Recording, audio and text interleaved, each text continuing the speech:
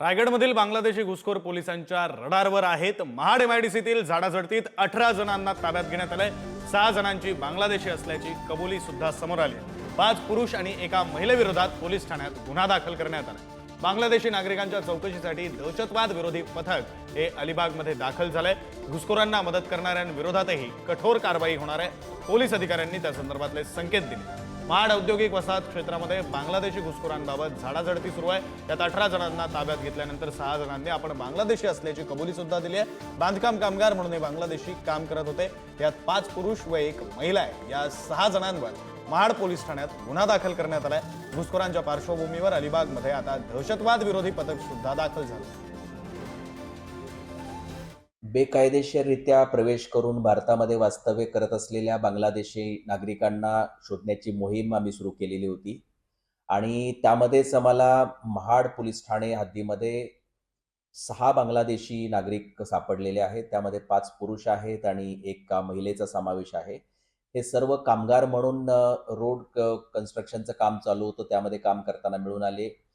या सर्वांना PDIPL नावाच्या कंपनीने एंगेज केलेलं होतं। त्यांच्या विरोधामध्ये महाड MIDC पोलीस ठाण्यामध्ये गुन्हा नोंदवून पुढील तपास करत आहोत।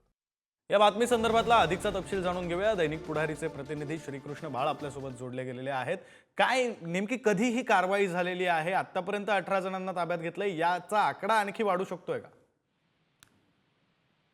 होय विक्रांत, 100% या संदर्भात MIDC पोलीस ठाण्याचे सहाय्यक पोलीस निरीक्षक जीवन माने यांच्याशी आपण काल संपर्क केला होता आणि त्यांनी दिलेल्या माहितीनुसार या संदर्भातील ज्या 6 लोकांनी आपली कबुली जबाब दिलेला आहे, त्यांच्या समवेत अन्यही काही बांगलादेशी नागरिक असल्याबाबतची खातरजमा पोलीस प्रशासनाकडून केली जाते। ज्या रस्ता बनवणाऱ्या PDIPL कंपनीशी संबंधित हे कामगार असल्याचे सांगितलं जाते। त्यांच्या विरोधात एक गुन्हा दाखल झालेला आहे आणि या संदर्भात पोलीस अधिक कसून तपास करत आहेत। महाड औद्योगिक वसाहतीमध्ये जवळपास 8 ते 10 हजार बाहेरील प्रांतातील कामगार सध्या काम करत आहेत। त्यांनाही पोलिसांकडून अशा पद्धतीची पत्र दिली गेलेली आहेत की आपल्या कंपनीमध्ये काम करत असलेल्या कामगारांची माहिती द्यावी। तसेच ग्रामपंचायतीनेही पत्र पोलीस प्रशासनामार्फत देण्यात आले। मिळालेल्या संकेतानुसार आगामी काळात या संदर्भात अधिक तपशील पोलिसांकडे प्राप्त होईल आणि या संख्येमध्ये वाढ होईल अशी भीती सध्या व्यक्त होते।